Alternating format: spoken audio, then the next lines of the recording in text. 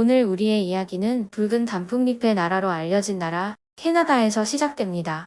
지난 세기 1990년대 찰리 안드로노위치브라는 여성의 사건으로 캐나다인 전체가 경악했습니다. 그 이유는 가해자의 범행 방식이 너무 잔혹하고 범행 동기도 매우 뚜렷했기 때문이다. 오늘은 찰리 안드로노위치브에게 무슨 일이 일어났는지 시간을 거슬러 올라가 보겠습니다. 운명적인 저녁. 찰리 안드로노위치브는 1942년 8월 20일 캐나다 매니토바주 위니펙시의 평범한 농가에서 태어났습니다.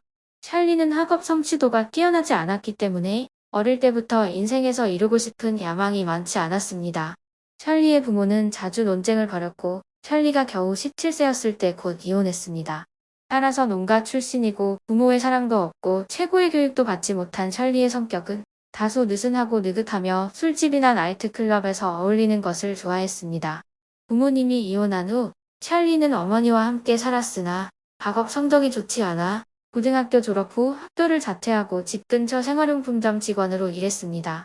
찰리는 자신의 24번째 생일을 축하하기 위해 친구들과 술집에서 어울리던 중 우연히 어린 시절 가장 친한 친구인 에드 안드로노위치를 만났습니다. 에드는 당시 건설 노동자였으며 두 사람은 빠르게 데이트 관계를 맺었습니다. 둘 다 편안한 생활을 하며 결혼 전 아이를 낳았고 첫째 딸을 낳은 후 찰리와 에드는 결혼해 캐나다 위니펙의 작은 집에서 함께 살았습니다. 결혼 후 두 딸을 더 낳았고 셋째 아이를 낳은 이후 찰리는 직장을 그만두고 집에 머물면서 아이들을 돌보는 전업주부가 됐습니다. 결혼하고 가족과 자녀를 갖게 되면서 찰리는 크게 성장했으며 술집이나 나이트클럽에서 밤새도록 파티를 하는 것도 제한했습니다. 찰리와 그녀의 남편은 여전히 오락을 위해 바에 여러 번 가지만 정말 한가할 때만 1에서 2주에 한 번씩만 갔습니다. 찰리의 아이들은 점차 성장하고 있으며 그녀는 어렸을 때처럼 24시간 내내 아이들을 돌봐야 했던 부담에서 벗어났습니다. 큰딸인 셋딸은 대학에 다녔고 둘째 딸도 고등학교에 다니기 때문에 찰리는 더 이상 이전처럼 열심히 일할 필요가 없었습니다. 시간이 날 때마다 그녀와 에드는 익숙한 바에 가서 결혼하고 아이를 낳은 후에는 거의 갖지 못하는 사적인 공간을 즐기곤 했습니다. 그러나 1990년 5월 20일의 운명적인 저녁에 그들은 다시 술집에 갔고 평소와 같이 두 사람 모두 매우 행복해 보였습니다. 그러나 얼마 지나지 않아 에드는 갑자기 피곤함을 느껴 집에 가서 쉬고 싶었습니다. 그는 평소보다 일찍 떠나기로 결정했지만 찰리는 친구들과 더 많이 머물고 싶었습니다. 에드가 떠나기 전에 그와 찰리는 논쟁을 벌였지만 운 좋게도 그들의 친구들은 그것을 막았습니다. 결국 에드는 아내를 친구들과 함께 바에 남겨두고 혼자 집으로 돌아갔습니다. 42세 여성은 자정에 바를 떠나 집으로 걸어갔습니다. 이때도 그녀와 남편은 계속 말싸움을 하며 시끄러웠다. 찰리는 화가 나서 애들을 저주하고 한밤중임에도 집을 떠났습니다. 그러나 그것이 그가 그의 아내를 본 마지막 시간이 될 것이라고 누가 생각이나 했겠습니까? 1990년 5월 21일 다음 날 아침 찰리의 집 근처 고등학교 교직원은 끔찍한 장면을 목격했습니다. 그것은 학교 운동장에 있던 찰리의 나체였습니다. 근처 콘크리트 조각에 피가 많이 묻어 있어 범인으로 추정됐습니다. 경찰은 얼마 지나지 않아 에드의 집에 나타나 그의 가족에게 셜리의 죽음을 알렸습니다. 에드는 아내의 갑작스런 죽음에 극도로 충격을 받은 것처럼 보였습니다. 이상한 고백. 경찰은 즉시 셜리의 살인사건을 조사하기 시작했습니다. 부검 결과 피해자는 성폭행을 당하고 구타를 당했으며 몸에 물린 자국이 있었던 것으로 드러났습니다. 그녀는 목이 졸려 죽었습니다. 그런 다음 가해자는 콘크리트 조각을 사용하여 셜리를 때렸습니다. 즉시 경찰은 에드가 피해자 셜리가 살아있는 것을 마지막으로 본 사람이기 때문에 유력 용의자로 지명했습니다. 에드는 경찰 신문을 위해 경찰서로 이송되었습니다. 보고서에서 에드는 그날 밤 아내와 말다툼을 했다고 인정했지만 아내가 어디로 갔는지 집을 떠난 후 아내에게 무슨 일이 일어났는지 몰랐다고 주장했습니다. 그 당시 에드는 셜리가 단지 셜리의 습관이기 때문에 진정하기 위해 산책하러 나갔다고 생각했습니다. 셜리는 남편과 다툼이 있을 때나 누구에게도 말할 수 없는 슬픈 일이 있을 때마다 기분을 풀기 위해 혼자 산책을 나가는 습관이 종종 있습니다. 그러나 갑자기 에드가 두 번째 경찰 신문에서 아내 셜리를 살해했다고 자백하면서 상황이 이상해졌습니다. 이 소식을 들었을 때 에드의 세 딸과 에드의 가족 및 친구들은 모두 에드가 그의 아내에게 그렇게 잔인한 일을 할 것이라고 믿지 않았습니다. 에드와 셜리의 세 딸은 부모님이 여러 번 다투었지만 에드가 아내를 잔인하게 구타했다는 이야기는 한 번도 없었다고 말했습니다. 에드의 친구들과 가족들도 에드가 꽤 공격적으로 보이지만 살인자가 될 가능성은 거의 극히 낮다고 확인했습니다. 따라서 에드가 자신의 죄를 자백했음에도 불구하고 수사팀은 그가 정말로 셜리 안드로노이치브를 살해한 살인자인지 아닌지를 검증해야 했습니다. 수사관들은 법의학 전문가에게 시멘트 조사를 요청했습니다. 범인이 피해자를 물었기 때문에 형사들은 비교를 위해 에드의 치아 샘플을 캐나다 밴쿠버의 유명 치과 의사에게 보냈습니다. 그들은 모두 한 가지 결과를 지적했습니다. 피해자 몸에 물린 자국이 에드의 것과 전혀 일치하지 않았다는 것이었습니다. 또한 법의학 전문가들은 물린 자국 주변의 타액을 분석해 물린 사람의 혈액형도 알아냈습니다. 그 결과 셜리를 깨문 사람의 혈액형은 B형, 에드의 혈액형은 A형인 것으로 나타났습니다. 에드는 살인범이 아니라고 결심하고 구금된 지 2개월 만에 풀려났는데 왜 아내를 죽이지 않고 자백했는지 많은 사람들이 궁금해했습니다. 이상한 고백. 아내의 죽음에 남편의 무죄가 입증되자 경찰은 살인 수사를 처음부터 시작해야 했습니다. 경찰 조사에 따르면 에드는 상당히 심한 알코올 중독자였습니다. 따라서 일부 전문가들은 그의 신경이 교란되어 무슨 일이 일어났는지 기억하지 못했다고 믿었습니다. 알코올 중독자가 후회하고 죄책감을 표현하며 심지어 술을 마시면서 끔찍한 일을 했다고 상상하는 것은 매우 정상적인 일입니다. 따라서 에드는 술에 취해 의식을 잃은 상태에서 셜리를 살해했다고 생각했을 가능성이 매우 높았습니다. 말할 것도 없이 에드는 자신이 몽유병이라고 주장했기 때문에 무의식적으로 아내 셜리를 실수로 살해했다고 생각했을 수도 있습니다. 에드는 살인이 일어난 날 밤에 술을 마셨기 때문에 기억이 완전히 명확하지 않다고 말했습니다. 경찰이 그를 신문하고 말다툼을 할 때 아내를 때렸는지 묻는 질문에 에드는 그렇거나 아니오일 수도 있다고 대답했습니다. 에드가 무죄로 판명되자 경찰은 아무런 단서도 없이 살인 수사를 처음부터 시작해야 했습니다. 노아라는 수사관이 현장에 가서 조사하기로 결정했습니다. 노아는 살인이 일어난 당시 한밤중에 현장을 살펴보고 피해자가 살해당했던 장면을 다시 상상하며 가해자의 행동과 심리를 더 잘 이해하게 되었습니다.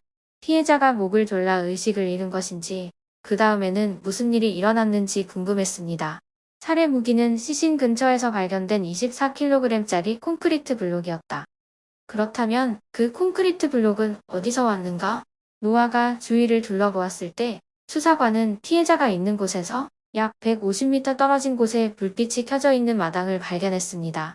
그러다가 어둠 속에서 그는 콘크리트 덩어리를 보았습니다. 거의 4m 떨어진 곳에 또 다른 덩어리가 있습니다. 찰리의 몸 근처 콘크리트 블록과 밝은 부분의 콘크리트 블록 두 개를 비교한 결과 한때는 하나의 블록이었던 것으로 나타났습니다. 세 개의 단면 덩어리 사이에 있는 구멍의 위치와 기타 특성은 완전히 동일했습니다. 중요한 단서. 수사팀은 가해자가 피해자 시신 근처 콘크리트 바닥에 지문을 남겼을 가능성이 높다고 판단했습니다. 그러나 콘크리트의 다공성 표면에서 지문을 찾는 것은 매우 어려웠습니다. 다른 방법이 없던 기술자들은 증발 슈퍼 접착제 방법으로 행운을 시험해보기로 결정했습니다. 그들은 시아노와 크릴레이트 에스테르, 초강력 접착제를 진공 철제 상자에 떨어뜨리고 그 안에 콘크리트 블록을 놓았습니다.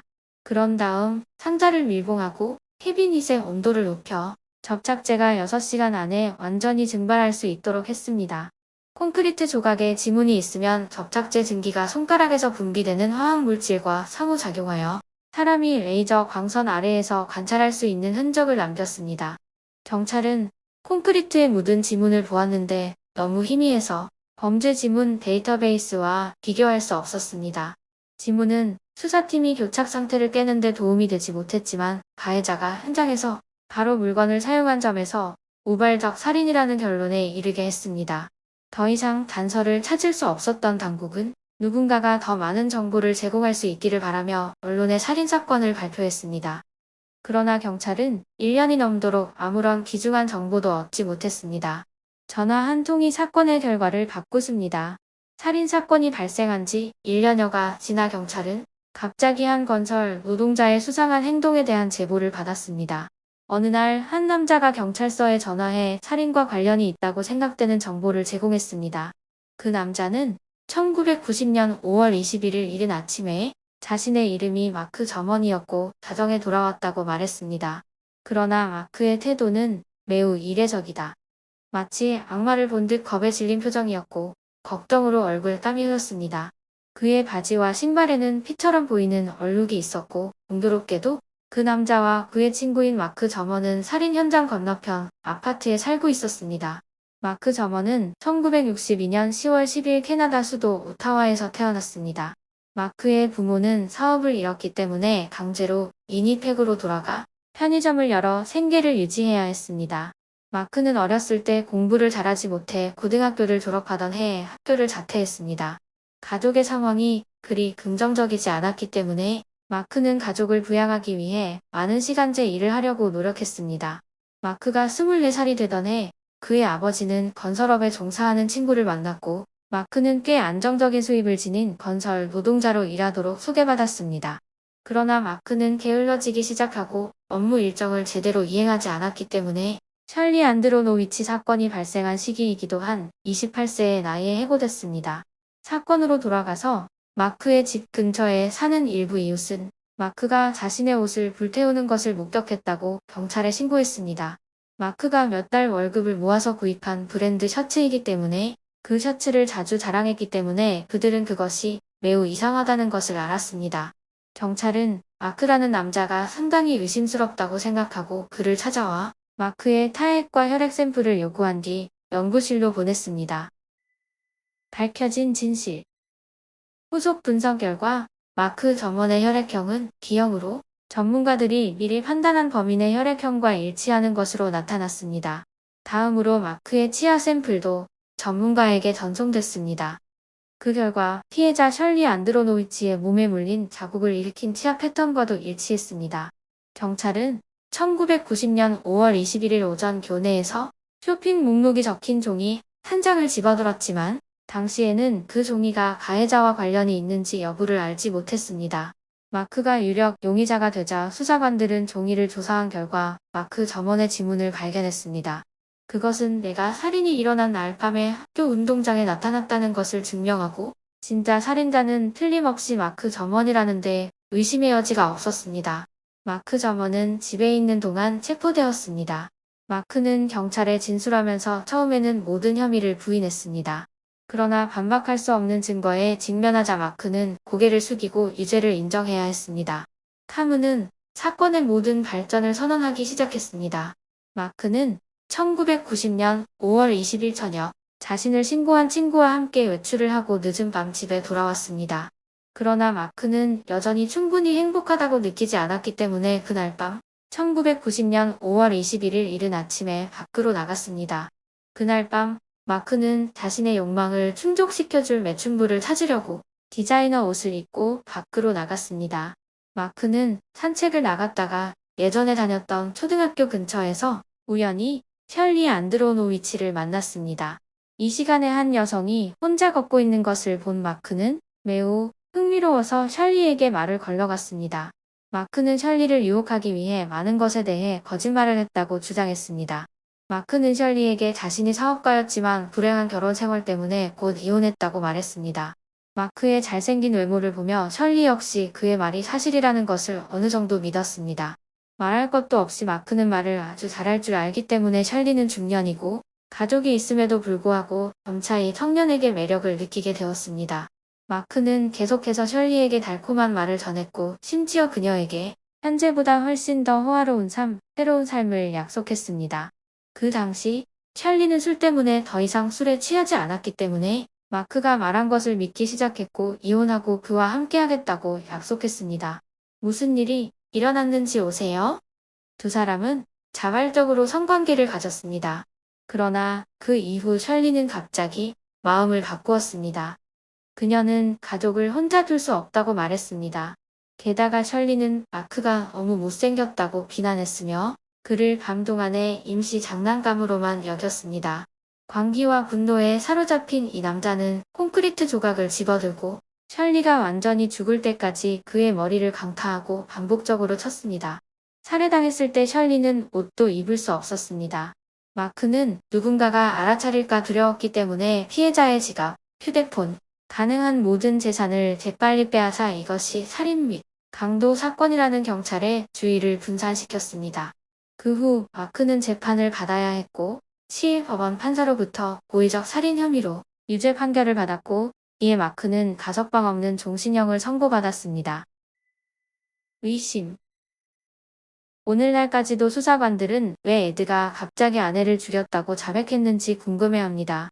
일부 전문가들은 에드가 알코올에 너무 중독되었을 때의 편집증이었다고 확인했지만 에드 자신은 이를 확인한 적이 없습니다. 어떤 사람들은 또한 에드와 마크 위니펙 건설 회사에서 함께 일할 때 친분을 갖고 있었다고 가정했습니다. 에드는 아내를 죽이기 위해 마크를 고용할 계획을 세웠고 자신의 범죄를 뉘우치고 자백했습니다. 그러나 이 가설은 에드가 결코 그렇게 잔인한 사람이 될 수 없다는 것을 주변 사람들 모두가 확인하고 있기 때문에 이 가설은 불합리합니다. 다른 사람들은 가다중 인격을 가진 정신분열증 환자라고 의문을 제기했는데 이것이 그가 그렇게 사람들을 죽인 이유입니다. 왜냐하면 이전에 마크의 친척들은 마크가 실제로 너무 화를 잘 내고 쉽게 동요해서 누군가를 죽여야만 했던 사람이 아니라고 보고했기 때문입니다.